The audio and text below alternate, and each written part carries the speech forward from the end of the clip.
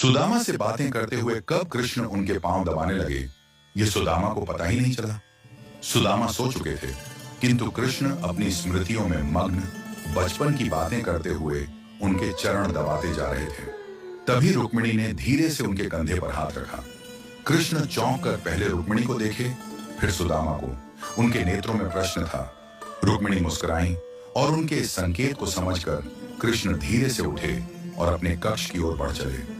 रुक्मिणी ने उनके इस भाव विह्वल रूप को देखकर आश्चर्य से पूछा, स्वामी, आज आपका व्यवहार बड़ा ही विचित्र प्रतीत हो रहा है। आप जो इस संसार के बड़े से बड़े सम्राटों के आगमन पर भी तनिक भी विचलित नहीं होते, वे अपने बाल सखा के आगमन की सूचना मात्र से इतने भावुक हो गए कि नंगे पांव द्वार तक दौड़ पड़े। भोजन छोड़ दिया, अपनी सारी मर्यादाएं भुला दी और उनके जीर्ण शीर्ण चरणों को अपने अश्रुओं से धो दिया। आप जो युद्ध, कूटनीति और राजनीति के शिखर पर हैं, वे अपने मित्र को देखकर इतने अभिभूत हो गए कि बिना कुछ विचारे समस्त त्रिलोक की संपदा उसे अर्पण करने को तत्पर हो उठे। कृष्ण ने हल्की मुस्कान के साथ उत्तर दिया, वह मेरा बचपन का सखा है, रुक्मिणी। सत्यभामा, जो अब तक मौन थी, जिज्ञासा से पूछ बैठी, परंतु उन्होंने तो बचपन में आपसे छिपाकर वे चने भी खा लिए थे, जो गुरु माता ने आप दोनों को मिल बांट कर खाने को दिए थे। अब ऐसे मित्र के लिए इतनी भावुकता क्यों? कृष्ण हंस पड़े और बोले, सत्यभामे, सुदामा ने जो किया उसके लिए समस्त सृष्टि को उसका ऋणी होना चाहिए। वह चने उसने इसलिए नहीं खाए थे कि उसे भूख लगी थी, बल्कि इसलिए खाए थे कि वह नहीं चाहता था कि उसका प्रिय मित्र कृष्ण दरिद्रता देखे। उसे झांत था कि वे चने आश्रम में छोड़ कर गए थे। यह भी झांत था कि वे चने एक ब्राह्मणी के घर से चुराए गए थे और उसने क्रोधवश शाप दिया था कि जो कोई भी इन्हें खाएगा वह जीवन पर्यंत दरिद्र रहेगा। सुदामा ने वे चने इसलिए मुझसे छिपाकर खा लिए ताकि मैं सुखी रहूं। वह मुझे ईश्वर का अंश मानता था और सोचता था कि यदि ईश्वर ही दरिद्र हो गया तो समस्त सृष्टि दरिद्र हो जाएगी।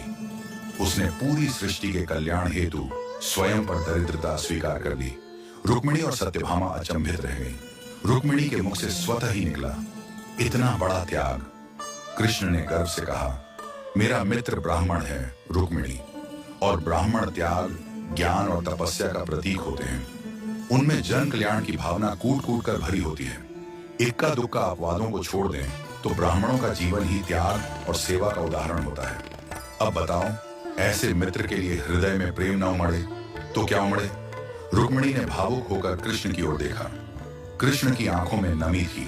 वे बोले, गोकुल छोड़ते समय मैं इसलिए नहीं रोया था क्योंकि अगर मैं रोता तो मेरी मैया यशोदा प्राण ही त्याग देती, किंतु आज जब मैंने अपने मित्र के चरणों में पड़े घाव देखे तब मेरा हृदय भर आया। यह घाव उसके जीवन के संघर्षों की गवाही देते हैं, संघर्ष जो उसने मेरे लिए सहर्ष स्वीकार किए। थोड़ी देर मौन रहने के बाद उन्होंने रुक्मिणी से पूछा, पता है रुक्मिणी, परिवार को छोड़कर इस कृष्ण का भला करने वाला कोई नहीं मिला सिवाय सुदामा के। संसार के लोग मुझसे अपना भला करवाने आते हैं, लेकिन सुदामा जैसे मित्र वही होते हैं जो अपने मित्र के सुख के लिए स्वयं कष्ट सहते हैं। ऐसे मित्र दुर्लभ होते हैं और अनगिनत पुण्यों के फल स्वरूप मिलते हैं। अब बताओ, ऐसे मित्र को यदि मैं समस्त त्रिलोक की संपदा भी अर्पित कर दूं तो भी क्या वह पर्याप्त होगा? कक्ष में सन्नाटा छा गया। केवल सिसकियों की धीमी ध्वनि गूंज रही थी। रुक्मिणी, सत्यभामा और सभी रानियों के नेत्र अश्रुपूर्ण थे और कक्ष के बाहर सुदामा के नेत्रों से अश्रुओं की गंगा जमुना बह रही थी।